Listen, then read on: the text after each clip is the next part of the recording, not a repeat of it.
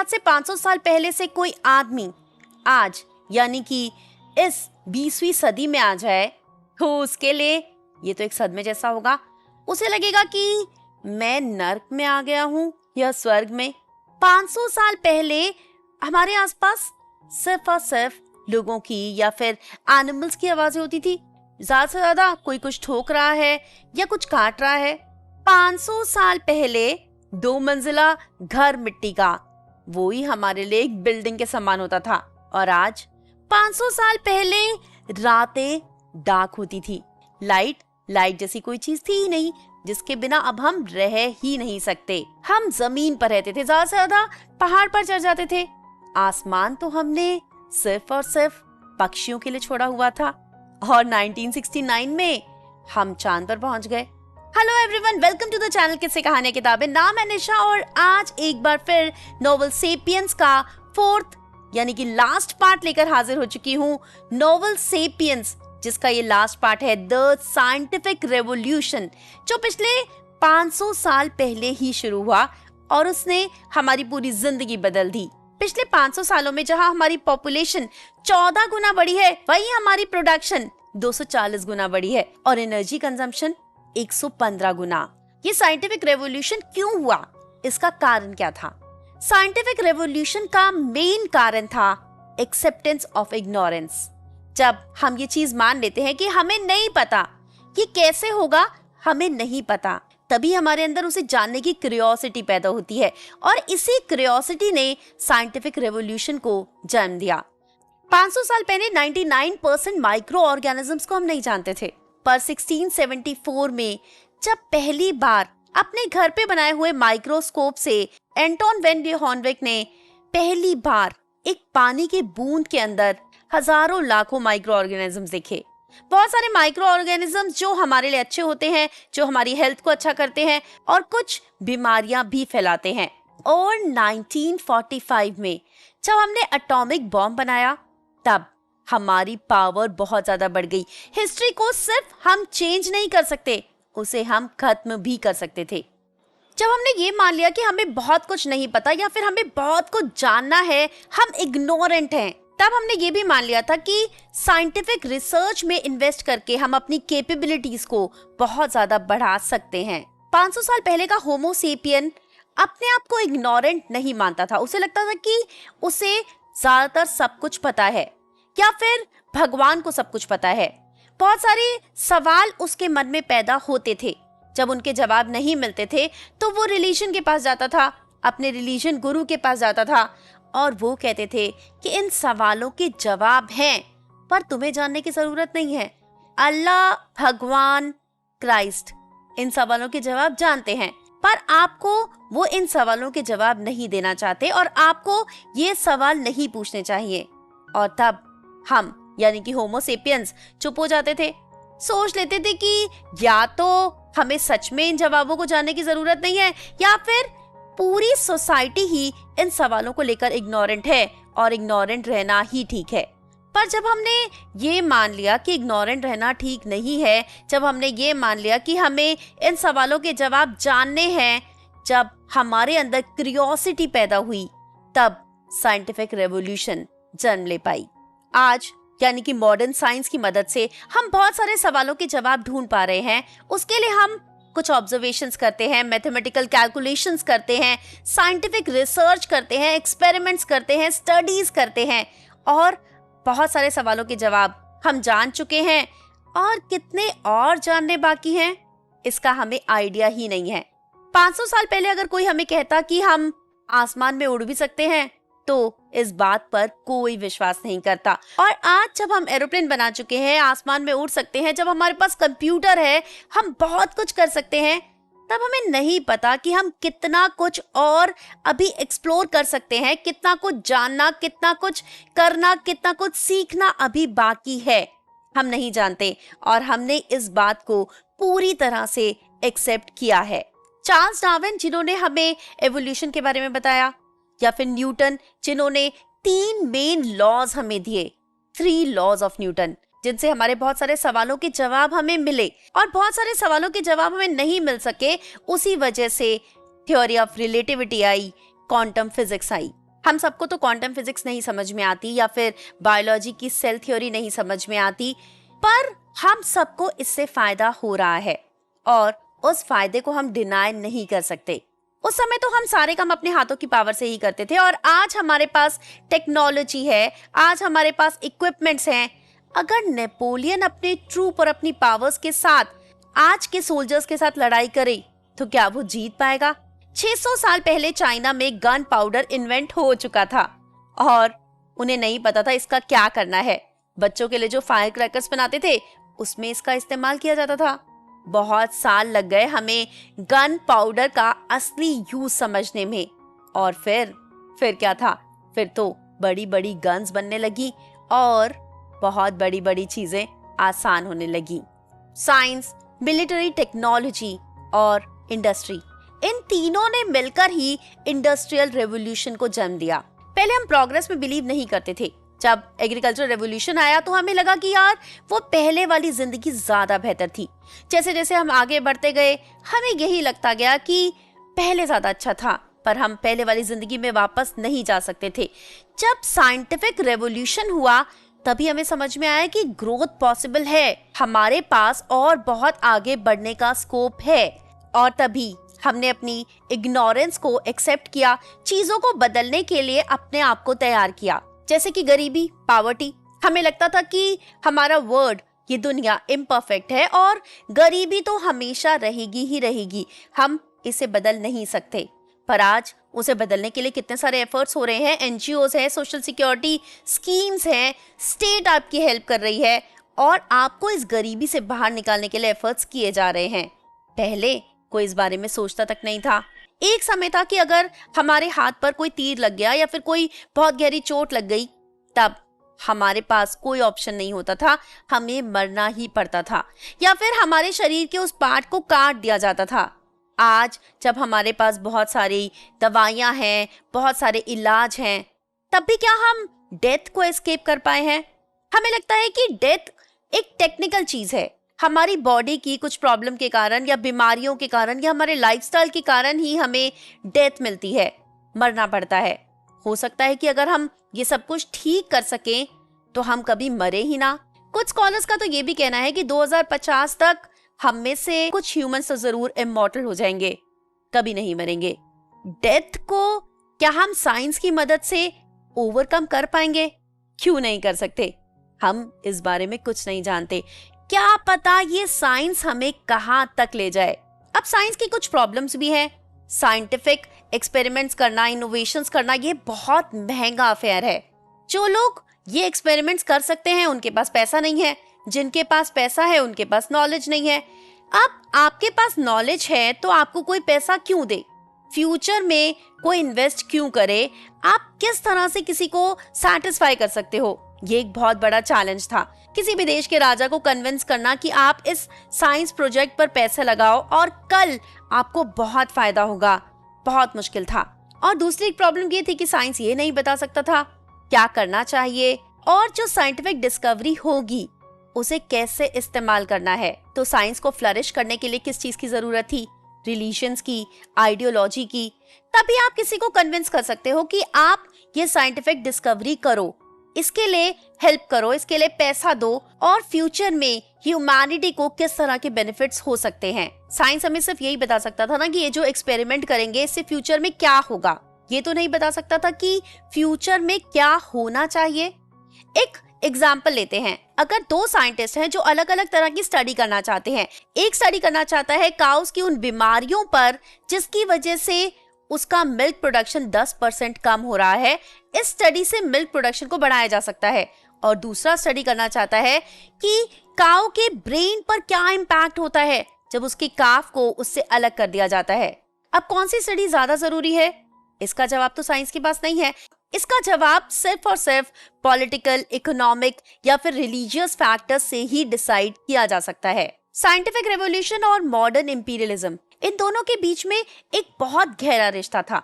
1750 तक तो यूरोप कहीं स्टैंड ही नहीं करता था। 1750 में 80% इकोनॉमी एशिया कंट्रीब्यूट करता था और 2/3 पूरी दुनिया की प्रोडक्शन इंडिया और चाइना से ही आती थी। एशिया के कंपैरिजन में यूरोप बहुत ही छोटा था और 1950 तक यूरोप और अमेरिका ने मिलकर 50% ग्लोबल प्रोडक्शन करने लगे और चाइना का कंट्रीब्यूशन सिर्फ 5% रह गया। क्यों ऐसा हुआ कि सारी पावर यूरोप में शिफ्ट हो गई? क्यों ऐसा हुआ कि ब्रिटिशर्स ने इतने सारे देशों पर राज किया?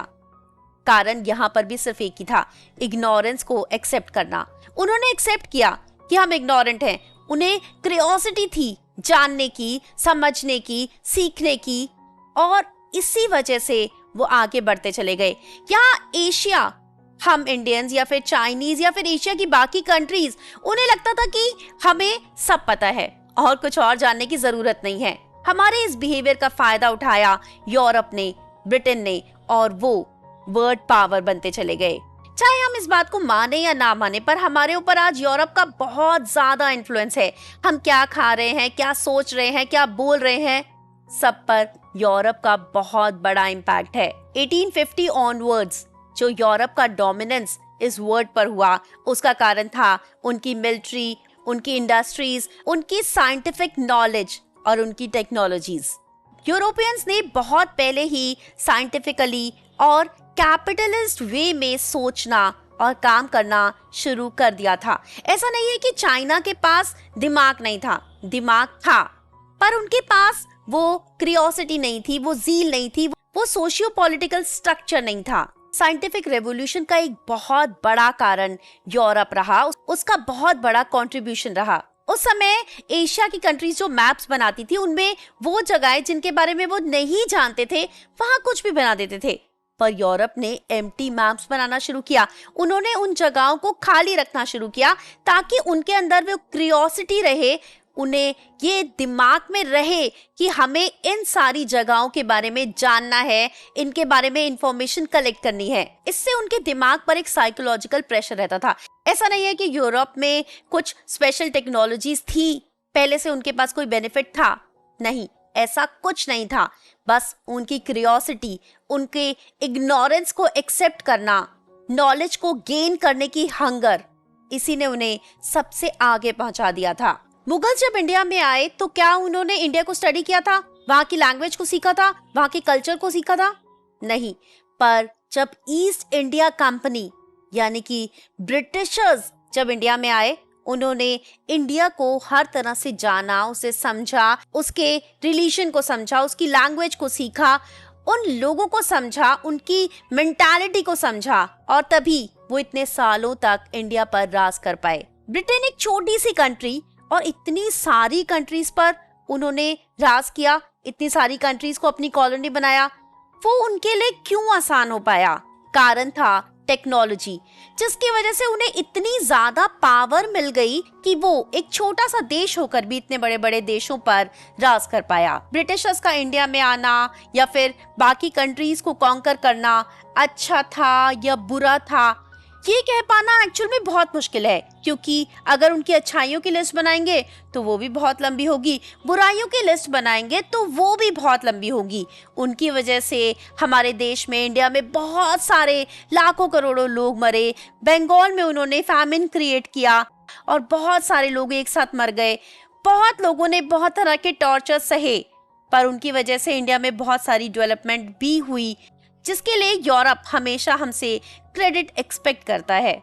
जो उन्होंने बुरा किया उसे शायद वो एक्सेप्ट करना भी नहीं चाहते। खैर, यूरोप के पॉलिटिकल, इकोनॉमिकल इम्पैक्ट को इस दुनिया पर नजरअंदाज तो नहीं किया जा सकता। बहुत सारी चीजें अच्छी भी हुई और बहुत सारी चीजें नो डाउट बुरी तो थी ही। साइंस या फिर एम्पायर्स, मनी के बिना, पैसे के बिना तो कुछ भी पॉसिबल था ही नहीं, और मनी ने हमें मोटिवेट किया ग्रो करने के लिए, इन्वेंट करने के लिए। अगर आप मॉडर्न इकोनॉमिक हिस्ट्री को समझना चाहते हो तो आपको सिर्फ एक शब्द समझना होगा, और वो है ग्रोथ। अगर हम पहले की हिस्ट्री देखें तो इकोनॉमी का साइज ऑलमोस्ट सेम ही था, पर क्रेडिट ने हमें इस लायक बनाया कि हम फ्यूचर में इन्वेस्ट कर सकें। कल हमारे पास और बेटर सर्विसेज होंगी, और बेटर गुड्स होंगे, और बेटर रिसोर्सेज होंगे। इस चीज ने हमें मोटिवेट किया आज इन्वेस्ट करने के लिए। अगर 1500 की बात करें तो global production of goods and services $250 billion, और आज ये हो चुका है $60 ट्रिलियन। पिछले 500 सालों में प्रोग्रेस के आइडिया ने हमें फ्यूचर में इन्वेस्ट करने के लिए कन्विंस किया। इस ट्रस्ट ने जन्म दिया क्रेडिट को। क्रेडिट की वजह से रियल इकोनॉमिक ग्रोथ हो पाई। ग्रोथ की वजह से फ्यूचर पर हमें और ज्यादा ट्रस्ट होने लगा और इस ट्रस्ट की वजह से क्रेडिट और बढ़ता चला गया।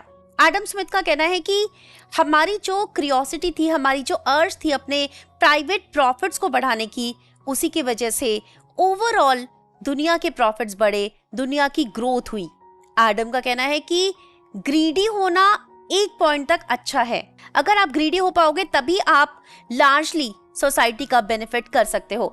आप अगर अमीर हो रहे हो तो आपके पास ज्यादा पैसा आएगा। अगर आपके पास ज्यादा पैसा आएगा तो उसे आप ज्यादा इन्वेस्ट कर पाओगे और ज्यादा एम्प्लॉयमेंट जनरेट कर पाओगे और बाकी लोगों को भी पैसा मिलेगा। अगर आप ग्रीडी हो, अगर आप प्रॉफिट्स कमाते हो तो आप ओवरऑल इकोनॉमी का बेनिफिट कर पाओगे। कैपिटलिस्ट का कहना था कि अगर हम पैसा कमाएंगे तो हम एक लार्जर पाई क्रिएट करेंगे, जिससे सिर्फ हमें बेनिफिट नहीं होगा, उसका बेनिफिट बाकी लोगों को भी होगा। कैपिटलिज्म सिर्फ एक तरीका नहीं था, एक एथिक बन गया था। कैसे आपको बिहेव करना चाहिए, कैसे आपको अपने बच्चों को एजुकेट करना चाहिए, उन्हें क्या सिखाना चाहिए। नेपोलियन ब्रिटिशर्स का मजाक उड़ाते थे, कहते थे कि वो एक नेशन ऑफ शॉपकीपर्स है और उन्हीं शॉपकीपर्स ने एक दिन ना सिर्फ नेपोलियन को हराया बल्कि वर्ल्ड पावर बन गए थे। क्या टोटली कैपिटलिस्ट होना, सिर्फ पैसे के बारे में सोचना या फिर एक फ्री कैपिटलिज्म सोसाइटी के लिए, इकोनॉमी के लिए अच्छा है? 18वीं सेंचुरी में जो फ्रेंच रेवोल्यूशन हुआ उसका एक बड़ा कारण ये ही था। उस समय एक कंपनी थी, मिसिसिपी कंपनी, जिसके शेयर्स 1000 रुपए के थे। लोग उसमें विश्वास करते गए और अपने घर, अपनी प्रॉपर्टीज, अपना पूरा पैसा ही नहीं बल्कि लोन लेकर भी उन्होंने इस कंपनी में इन्वेस्ट किया और शेयर्स के रेट 1000 से बढ़ने लगे। लोगों का उस कंपनी पर और विश्वास बढ़ता चला गया, वो और इन्वेस्ट करते चले गए और एक दिन शेयर्स के रेट 10,000 तक पहुंच गए। जब रेट 10,000 पहुंचे तो बड़े बड़े इन्वेस्टर्स को लगा कि अब पैसा निकाल लेना चाहिए, ये शेयर प्राइस कुछ ज्यादा ही हो चुका है और तभी से कंपनी ने कोलैप्स करना शुरू किया। लोगों ने शेयर्स बेचना शुरू किया, रेट नीचे आने लगे, पैनिक होता गया। बहुत सारे लोगों ने सुसाइड कमिट कर लिया, उनका सारा पैसा खत्म हो गया। ये कंपनी बिल्कुल डिस्ट्रॉय हो गई और इसी के बाद फ्रेंच रेवोल्यूशन हुआ। इधर इंडिया में ईस्ट इंडिया कंपनी आ गई थी, उन्होंने अपना एम्पायर फैलाना शुरू कर दिया था। उन्होंने चाइना में ड्रग्स एक्सपोर्ट करना शुरू कर दिया था और वहां की जो पॉपुलेशन थी उन्हें ड्रग एडिक्ट बनाना शुरू कर दिया था। जब चाइना की गवर्नमेंट ने अपोज किया तो उन्होंने चाइना के खिलाफ वॉर कर दी।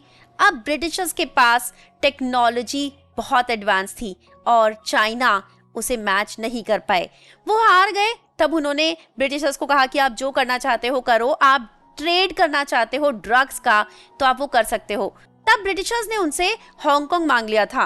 वो हांगकांग में आराम से बाकी एशियन कंट्रीज पर नजर रख सकते थे, आराम से चाइना में ड्रग्स एक्सपोर्ट कर सकते थे। चाइना की 1/10 पॉपुलेशन ड्रग एडिक्ट हो गई थी और 1997 में जाकर हांगकांग को आजादी मिल पाई। एक तरफ तो हम कह सकते हैं कि कैपिटलिज्म और पॉलिटिक्स ये साथ साथ चलते हैं, पर कैपिटलिस्ट का कहना था कि उन्हें बिल्कुल फ्रीडम चाहिए। कैपिटलिस्ट को चाहिए था कि गवर्नमेंट का कोई इंटरफेरेंस ना हो, वो लोग फ्रीली काम कर सकें। वो अपनी कैपिटल से, अपने पैसे से गवर्नमेंट को तो इन्फ्लुएंस कर सकते हैं पर गवर्नमेंट उनके ऊपर कोई कंट्रोल ना रखे, गवर्नमेंट कुछ ना करे और कैपिटलिस्ट फ्रीली जो करना चाहे वो कर सके। ऐसा बहुत सारी कंट्रीज में आज हो भी रहा है। पर क्या इससे उनका अपर हैंड नहीं हो जाएगा? क्या इससे कैपिटलिस्ट लेबर को एक्सप्लॉइट नहीं कर पाएंगे? बहुत सारी और प्रॉब्लम्स नहीं क्रिएट हो पाएंगी। इस पर कैपिटलिस्ट का कहना था कि लेबर को वो एक्सप्लॉइट नहीं कर पाएंगे क्योंकि लेबर के पास भी तो अपॉर्चुनिटी है। अगर वो लेबर को एक्सप्लॉइट करें तो वो दूसरी कंपनी में जा सकते हैं, कहीं और काम कर सकते हैं। ऐसे उनके पास स्किल्ड लेबर नहीं होंगे तो वो काम कर ही नहीं पाएंगे। इसलिए उन्हें लेबर को एक अच्छा एटमॉस्फेयर, एक अच्छा अमाउंट, एक अच्छी सैलरी देनी ही पड़ेगी। लेबर का ध्यान रखना तो उनकी मेन प्रायोरिटी है। बट ये बातें थियोरेटिकली ही अच्छी लगती हैं, ऐसा प्रैक्टिकली नहीं होता। अगर ये सारी कैपिटलिस्ट कंपनीज मिल जाएं तो लेबर को आराम से एक्सप्लॉइट कर सकती थी और ऐसा हुआ भी। तभी तो स्लेवरी ने जन्म लिया। मिडिल एजेस के एंड में क्रिश्चियन यूरोप में स्लेवरी का नामो निशान भी नहीं था, पर यूरोप में जैसे जैसे कैपिटलिज्म बढ़ा वैसे वैसे स्लेवरी भी बढ़ती चली गई। वो लोग अफ्रीका जाते थे, वहां से स्लेव्स खरीद कर लाते थे और अमेरिका, जहां उन्होंने कॉटन फील्ड्स लगाई थी, शुगर फील्ड्स लगाई थी, जहां वो और प्लांटेशंस कर रहे थे, इन फील्ड्स पर, कॉटन फील्ड्स पर, शुगर फील्ड्स पर इन स्लेव्स को बेच देते थे और उसके बदले में प्रोडक्ट्स ले लेते थे। ये प्रोडक्ट्स वो यूरोप में ले जाकर बेचकर बड़ा प्रॉफिट कमा लेते थे और ये एक ट्रेड बन गया था।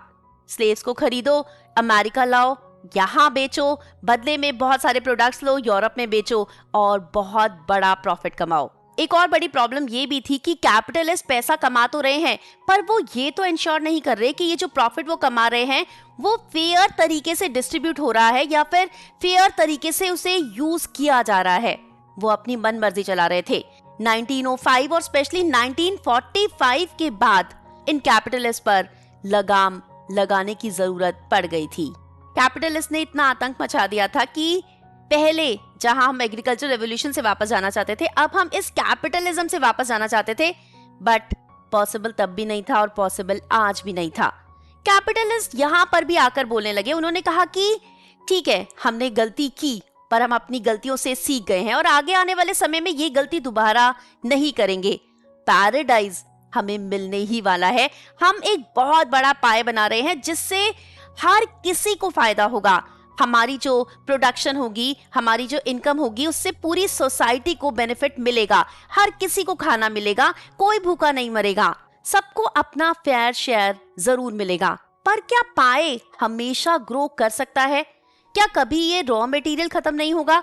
क्या होमो सेपियंस जो प्रोडक्शन में लग गए थे, इंडस्ट्रियलाइजेशन में लग गए थे, जो सारा रॉ मटेरियल नेचुरली हमें मिल रहा था उसे यूज करने में लग गए थे, वो एक दिन खत्म नहीं होगा? कब तक ये पाई ग्रो कर सकता था? बट जितना रॉ मटेरियल हम यूज करते जा रहे थे उतना ही रॉ मटेरियल बढ़ता भी जा रहा था। हमारे पास बहुत सारी नई नई चीजें आ रही थी जिन्हें हम as a raw material use कर सकते थे। एक समय था कि हीट को एनर्जी में सिर्फ और सिर्फ हम यानी कि होमो सेपियंस या फिर एनिमल्स ही कन्वर्ट कर सकते थे। हम खाना खाते थे और उसके बाद अपने हाथों से काम करते थे। हॉर्सेस खाना खाते थे, उसके बाद वो बोझा ढोते थे। फार्म एनिमल्स खाना खाते थे, एग्स देते थे, मिल्क देते थे और हमारे लिए बेनिफिट कर रहे थे। ये सब एक नेचुरल सोर्स ही था। हमारे पास कोई भी आर्टिफिशियल सोर्स नहीं था एनर्जी कन्वर्जन का। आपने देखा होगा कि जब आप किचन में पानी उबालते हैं, उसके ऊपर अगर प्लेट ढक दें तो वो प्लेट उछलने लगती है, हिलने लगती है। यही तरीका तब हमने यानी कि होमो सेपियंस ने अपनाया था स्टीम इंजन बनाने के लिए। स्टीम को इस्तेमाल करके हीट एनर्जी को मूवमेंट में बदल दिया था, जिससे हमारे ट्रांसपोर्टेशन में एक नया रेवोल्यूशन आ गया था। इस तरह से हर कुछ सालों के बाद हम एनर्जी का एक नया सोर्स ढूंढ लेते थे और हमारे पास एनर्जी के सोर्सेज कम होने की बजाय बढ़ते जा रहे थे। अगर हम एक फैक्ट की बात करें तो पूरी अर्थ पर जितनी एनर्जी एक साल में यूज होती है उतनी एनर्जी हमें सन से 90 मिनट्स में मिल जाती है। एक समय था कि 90% होमो सेपियंस एग्रीकल्चर कर रहे थे और आज अगर यूएसए की ही बात करें तो सिर्फ 2% लोग एग्रीकल्चर कर रहे हैं और वो इतना खाना प्रोड्यूस कर पा रहे हैं कि सिर्फ यूएसए में नहीं यूज हो रहा बल्कि वो एक्सपोर्ट भी कर पा रहे हैं। ये सिर्फ और सिर्फ साइंटिफिक रेवोल्यूशन की वजह से ही हो पाया है। अगर एग्रीकल्चर रेवोल्यूशन ना होता, अगर एग्रीकल्चर में हमारे पास नई नई टेक्नोलॉजी ना आती, नई नई टेक्निक्स ना आती, तो क्या अर्बन इंडस्ट्रियल रेवोल्यूशन हो पाता? हमारे पास कहाँ से होते लोग जो इंडस्ट्रीज में काम कर पाते? इतने सारे दिमाग हम कहाँ से लाते जो कैसे प्रोडक्शन करना है, क्या प्रोडक्शन करना है डिसाइड कर पाते? अब प्रोडक्शन तो हमने कर ली, बहुत सारे गुड्स हमने प्रोड्यूस कर लिए और ये हमारा मेन काम हो गया कि हमें बहुत सारी चीजें प्रोड्यूस करनी है, पर उन्हें खरीदेगा कौन? उस समय की मेंटालिटी क्या थी कि अमीर लोग ही नए कपड़े खरीदते थे, नई चीजें खरीदते थे, बल्कि वो भी ज्यादा नहीं खरीदते थे, वो भी ज्यादा पैसे को इन्वेस्ट करने में, पैसे से और पैसा बनाने में ही बिलीव करते थे।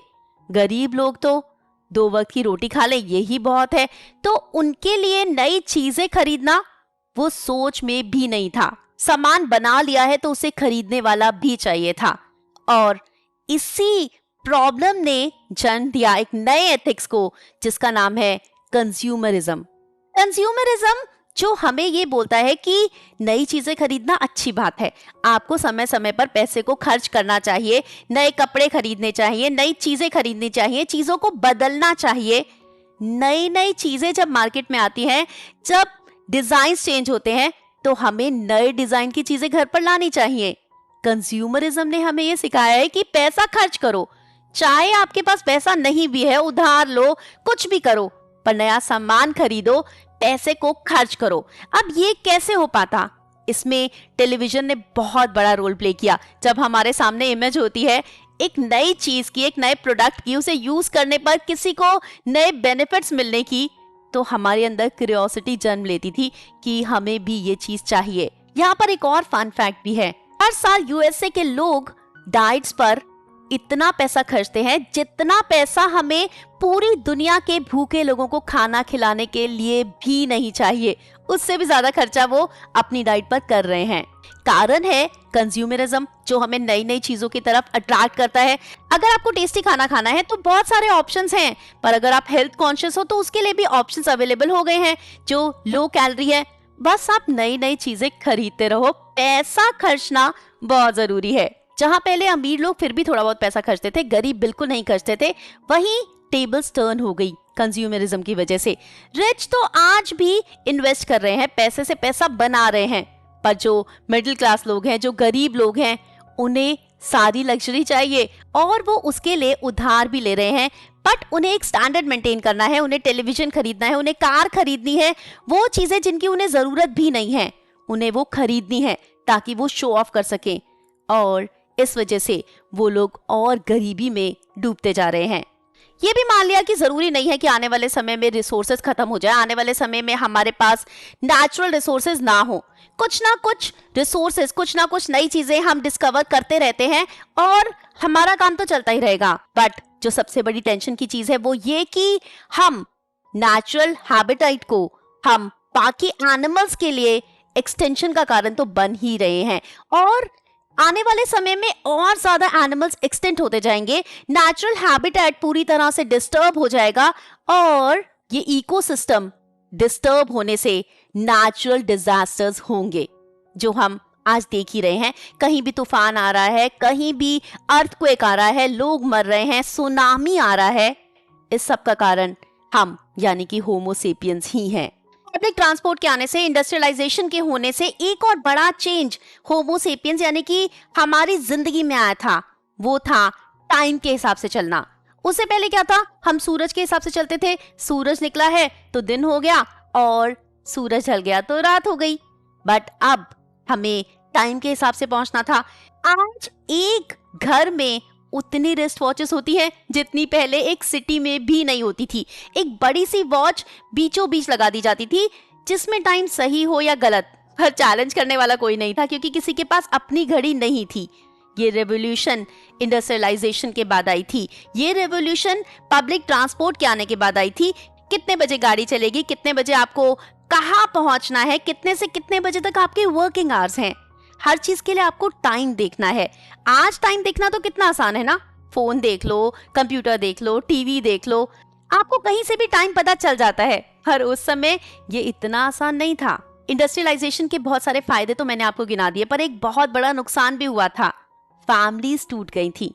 इससे पहले तक एक फैमिली में पेरेंट्स अपने बच्चों के साथ कुछ भी कर सकते थे, वो उन्हें मार सकते थे, पीट सकते थे, पैदा होते ही अपने बच्चों को जहर दे सकते थे, उन्हें एज अ स्लेव बेच सकते थे, कोई कुछ कहने वाला नहीं था।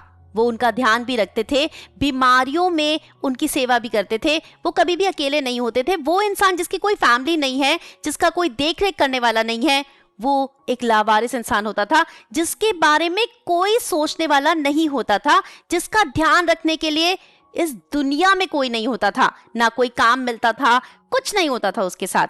बट ये चेंज होने लगा। स्टेट ने कहा कि आप अपनी मर्जी की जिंदगी जियो, आप जिससे चाहो शादी करो, आप जो चाहे काम करो, आपके पेरेंट्स आपको टॉर्चर नहीं कर सकते, एक्सप्लॉइट नहीं कर सकते, हम आपको सपोर्ट करेंगे। जुडिशियल सिस्टम आ गया और उसके बाद फैमिलीज टूटना शुरू हो गई। लोगों को लगा कि क्यों हम फैमिली के साथ रहें जब फैमिली इतनी सारी रिस्ट्रिक्शन, इतनी सारी बॉन्डेशंस हमारे लिए ला रही है। अकेले रहो, एक अच्छी जिंदगी जियो। अब हमारे पास मदद के लिए पुलिस थी, सोशल वर्कर्स थे, कंपल्सरी एजुकेशन स्कीम्स थी, गवर्नमेंट की स्कीम्स थी जिनसे हमें बेनिफिट मिल सकता था। तो फैमिली की क्या जरूरत, बी योर ओन इंडिविजुअल, और आपकी मदद के लिए स्टेट है। क्या स्टेट फैमिली की जगह ले सकती थी? बट फ्रीडम हर किसी को चाहिए थी और बड़ी फैमिली की जगह न्यूक्लियर फैमिलीज होने लगी। लोगों ने अकेला रहना भी शुरू कर दिया। कोई भी चीज एक प्राइस के साथ ही मिलती है और इस फ्रीडम के लिए हमें एक बहुत बड़ा प्राइस पे करना पड़ा। पहले बच्चे पेरेंट्स की रिस्पेक्ट करते थे, ओबीडियंस होती थी, डिसिप्लिन होता था, वो सब कुछ खत्म होने लगा। अब बच्चों को तो पेरेंट्स कुछ नहीं कह सकते। हाँ, अगर बच्चों ने कुछ गलत किया तो उसकी पूरी रिस्पॉन्सिबिलिटी पेरेंट्स पर आ जाती है। अब हम अपनी इमीडिएट फैमिली के साथ तो नहीं रहना चाहते। हाँ, हमने आर्टिफिशियल फैमिली जरूर बना ली है। वो लोग जिनकी हमारे जैसी सोच है या फिर जिनकी हमारे जैसी नीड्स हैं, जो हमारे जैसे ही गेम्स खेलते हैं, हम उन्हें अपनी फैमिली मानने लगते हैं। हमारा समाज, हमारी सोसाइटी, हमारा इकोसिस्टम इतनी तेजी से बदल रहा है कि आज एक 30 साल का इंसान भी कह सकता है जब हम छोटे थे तो ऐसा होता था। जब हम छोटे थे तो ये चीजें ऐसे नहीं थी, तब चीजें बहुत अलग थी। इतनी जल्दी जमाना बदल रहा है। आज हमें हमारे बच्चे बहुत आराम से कह देते हैं कि आप पुराने जमाने के हो। आज की हमारी मॉडर्न सोसाइटी की जो सबसे बड़ी कैरेक्टरिस्टिक है वो है चेंज। जानते हैं कि आज हम जिस दुनिया में रह रहे हैं वो सबसे ज्यादा पीसफुल है। आपको ये सुनकर जरूर अजीब लग रहा होगा, बट पहले के बारे में सोचिए। कोई भी किसी को मार सकता था, कोई भी किसी का खून कर सकता था, कभी भी वॉर्स हो जाते थे। राजाओं के लिए लड़ाइयां करना उनका प्राइम ऑब्जेक्टिव था। वो कभी भी खड़े हो जाते थे, चलो आज इस राज्य से लड़ाई करते हैं, और उसमें कितने सैनिकों को, कितने लोगों को मरना पड़ता था। पर आज वॉर्स इतनी आसान नहीं है। आज के हमारे पॉलिटिशियंस भी वॉर नहीं चाहते, क्योंकि वो जानते हैं कि वॉर एक बहुत बड़े एक्सपेंस पर होगी। वॉर का खर्चा बहुत ज्यादा है और फायदा उतना नहीं मिलने वाला। पहले की तरह हम दूसरे देशों पर कब्जा नहीं कर सकते, वो इतना आसान नहीं है। आज हमारी प्रॉपर्टी है क्या? ये घर, ये जमीन नहीं। हमारी मेन प्रॉपर्टी है हमारा ये दिमाग, जिससे हम कुछ भी कर सकते हैं, कुछ भी बदल सकते हैं, कुछ भी बना सकते हैं। और क्या किसी के दिमाग को जीता जा सकता है? हमारी हिस्ट्री में पहली बार ऐसा ईरा आया है जिसमें सब लोग पीस चाहते हैं, शांति चाहते हैं। चाहे वो हमारे पॉलिटिशियंस हो, हमारे बिजनेसमैन हो, हमारे आर्टिस्ट हो, इंटेलेक्चुअल्स हो, जिनके हिसाब से वॉर बहुत ईविल, बहुत बुरी चीज है जिसे हमें अवॉइड करना चाहिए। वर्ल्ड वॉर सेकेंड के बाद कोई मेजर वर्ल्ड वॉर होगी ऐसा प्रेडिक्ट करना भी बहुत मुश्किल है। हाँ, छोटी छोटी वॉर्स इधर उधर कंट्रीज में होती रहेंगी। फिलहाल एक बड़ी वॉर हमें जरूर देखने को मिल रही है, जिसकी उम्मीद हमें नहीं थी, जो कि रशिया और यूक्रेन के बीच में हो रही है, जो कोई नहीं चाहता था कि हो, जिसकी वजह से बहुत ज्यादा डिस्ट्रक्शंस, बहुत ज्यादा लॉस हो रहा है। दोनों में से किसी भी कंट्री को फायदा होगा ये कह पाना भी बहुत मुश्किल है। अब एक बड़ा सवाल हमारे सामने है, ये जो इतनी ग्रोथ हुई, जो इतनी रेवोल्यूशंस हुई, जो हम यहाँ तक पहुंचे हैं, क्या हम आज ज्यादा खुश हैं या पहले ज्यादा खुश थे? खुशी को नापने का मापदंड एक्चुअल में है क्या? खुशी मतलब जो हम एक्सपेक्ट करते हैं, अगर वो हमें मिल जाए तो हम खुश हैं। अगर हमें बैलगाड़ी चाहिए, बैलगाड़ी मिल जाए तो हम खुश हैं। कार चाहिए, कार मिल जाए तो खुश हैं। हेलीकॉप्टर चाहिए, हेलीकॉप्टर मिल जाए तो हम खुश हैं। क्या बैलगाड़ी चाहिए, बैलगाड़ी मिली तब हम ज्यादा खुश थे, या आज हेलीकॉप्टर चाहिए, हेलीकॉप्टर मिल गया तब हम ज्यादा खुश हैं? इसका तो कोई पैमाना नहीं है। खुशी हमारी एक्सपेक्टेशन पर डिपेंड करती है, और जब हमने जो एक्सपेक्ट किया वो अगर हमें मिला तो हमारी खुशी का लेवल उतना ही रहा। आज कोई भी कह देता है कि पैसे से खुशियां खरीदी जा सकती हैं, पर क्या सिर्फ और सिर्फ खुशी पैसे पर डिपेंड है? क्या सिर्फ पैसे से हमें खुशियां मिलती हैं? अगर हमारे पास आज 10 लाख रुपए हैं तो हमें 10 करोड़ चाहिए, 10 करोड़ हैं तो 100 करोड़ चाहिए। क्या पैसा हमें सेटिस्फैक्शन दे सकता है? वो खुशी दे सकता है? खुशी है क्या? खुशी वो फीलिंग है जो हम अपने अंदर महसूस करते हैं, जिससे हमारा मन नाचने को करता है, उछलने को करता है, चेहरे पर खुशी आ जाती है। सिर्फ चेहरा ही नहीं, हमारा रोम रोम मुस्कुराने लगता है। वो है खुशी। वो खुशी क्या मेजर की जा सकती थी? उस खुशी को मेजर करने के लिए नए नए तरीके यूज किए गए, सर्वेस किए गए, फॉर्म्स बनाए गए, क्वेश्चनर्स बनाए गए। उन क्वेश्चंस को पूछ के मापदंड बनाया गया कि किस चीज से हमें खुशी मिलती है। अगर आप शादीशुदा हैं तो आप ज्यादा खुश हैं, या आप डिवोर्सी हैं तो ज्यादा खुश हैं? अगर आपके पास ज्यादा पैसा है तो आप ज्यादा खुश हैं, या फिर आप ज्यादा हेल्दी हैं तब आप ज्यादा खुश हैं?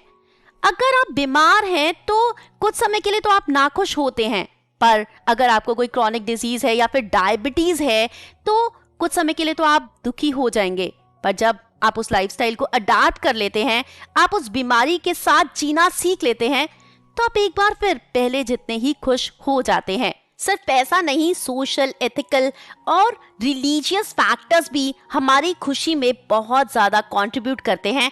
उनका एक बहुत बड़ा रोल होता है। अगर हम भगवान में विश्वास करते हैं तो पूजा करके हमें खुशी मिलती है। अगर हमें लोगों की मदद करना पसंद है तो सोशल सर्विस करके हमें खुशी मिलती है। खुशी पाने का जरिया हर किसी का अलग अलग है, पर हमें कितनी खुशी किस काम से मिलेगी ये किस पर डिपेंड करता है? वो डिपेंड करता है हमारी बायोकेमिस्ट्री पर। कुछ लोग एक छोटी सी चीज से बहुत ज्यादा खुश हो जाते हैं और कुछ लोग ऐसे होते हैं कि उन्हें कुछ भी मिल जाए पर वो खुश होते ही नहीं हैं। हमें खुशी पैसे से ज्यादा फैमिली या फिर हमारे एटमॉस्फेयर, हमारी सोसाइटी से मिलती है। आज हमारे पास इतनी सारी दवाइयां हैं, इतने सारे इलाज हैं, पर फिर भी एक छोटी सी चोट हमें ज्यादा दुखी कर देती है। जितना पहले हम सह सकते थे उतनी आज हमारी सहने की क्षमता नहीं है। तो जो हमारे एंसेस्टर्स हैं उनके मुकाबले हमें दर्द ज्यादा होता है, तकलीफें ज्यादा होती हैं और हम दुखी ज्यादा रहते हैं। तो क्या आज इतना आगे बढ़ने के बाद हमने ज्यादा खुशी कमाई है? क्या हमारी जिंदगी पहले से बहुत बेहतर हुई है? जब हम समझ गए हैं कि हमारी खुशी सिर्फ और सिर्फ हमारी बायोकेमिस्ट्री के हाथ में है, तो हिस्ट्री की क्या इंपॉर्टेंस है? क्या हिस्ट्री हमें खुशी दे सकती थी या हिस्ट्री से हमें खुशियां मिली हैं? क्यों हम पॉलिटिक्स, सोशल रिफॉर्म्स ऐसी चीजों पर अपना समय वेस्ट कर रहे हैं जब हमें पता है कि इन चीजों से कोई खुशी नहीं मिलने वाली हमें? हमारी खुशी इस बात पर बिल्कुल डिपेंड नहीं करती कि हम क्या काम कर रहे हैं। एक बच्चे को पालने में कितनी मेहनत लगती है, उसकी नैपीज बदलो, वो रो रहा है उसे दूध पिलाओ, उसका पूरा ध्यान रखो, पर फिर भी हम कहते हैं कि एक बच्चे को पालने से ज्यादा खुशी किसी चीज में नहीं है। क्या मेहनत से खुशी कम होती है? नहीं, मेहनत से खुशी कम नहीं होती। खुशी हमें मिलती है जब हम एक मीनिंगफुल जिंदगी जी रहे हैं। अगर हमारी जिंदगी के कोई मायने हैं, अगर किसी को हमारी जरूरत है, हम किसी के काम आ पा रहे हैं, तो वो एक रियल खुशी होती है जो हमें मिलती है। अब अगर हम बात करें कि हिस्ट्री में आगे हम कहाँ जाने वाले हैं, साइंस में किस तरह की नई रेवोल्यूशंस हम कर सकते हैं, ये हम ना जानते हैं और ना जान सकते हैं। कई बार एक एक्सपेरिमेंट जो खत्म होने ही वाला है, एक नई डिस्कवरी होने ही वाली है, लास्ट स्टेज पर वो फेल हो सकती है, और एक ऐसी डिस्कवरी जिसके बारे में हमने सोचा भी नहीं वो हमारे सामने आकर खड़ी हो सकती है। कल हो सकता है कि हमारे हाथ पैर डिटैचेबल हो जाए। अगर पैर को ऑपरेशन कराना है तो निकाल कर दे दो, ऑपरेशन करके वापस जोड़ देना।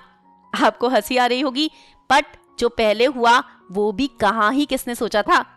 हो सकता है कि कल हम अपने दिमाग को एक चिप में डालकर कंप्यूटर पर लगा सकें, हमारा पूरा दिमाग कंप्यूटर पर आ जाए और कंप्यूटर हमारी तरह ही सोचने और बोलने लगे, उसके अंदर सोचने समझने की शक्ति आ जाए। अगर उस सॉफ्टवेयर को हमने डिलीट कर दिया तो क्या हम मर भी सकते हैं? नहीं जानते क्या रेवोल्यूशन हिस्ट्री में आने वाला है, क्या साइंस में रेवोल्यूशन आने वाला है, उसके बारे में हमें कोई आइडिया नहीं है। हम बनना तो भगवान चाहते हैं, हर क्या एक ऐसा भगवान जो डिससैटिस्फाइड हो, जो कि इररिस्पॉन्सिबल हो। उससे बुरा कुछ हो सकता है? उम्मीद करती हूँ कि आपने इस नॉवल को, इस बुक को बहुत एंजॉय किया होगा। बहुत सारी नई नई चीजें आपको जानने को, सीखने को मिली होंगी और हिस्ट्री के बारे में जानकर आपको बहुत मजा आया होगा। कैसा लगा आपको इस नॉवल के बारे में जानकर, ये समरी सुनकर? कमेंट बॉक्स में कमेंट करके जरूर बताइएगा। वीडियो पसंद आई है तो उसे लाइक कीजिए, अपने दोस्तों के साथ शेयर कीजिए, और चैनल आपने अभी तक भी सब्सक्राइब नहीं किया, चैनल को सब्सक्राइब कर लीजिए। जल्दी लौट कर आऊंगी एक नई इंटरेस्टिंग नॉवल की समरी के साथ। Till then stay happy, keep smiling and keep waiting for me. Bye bye, take care.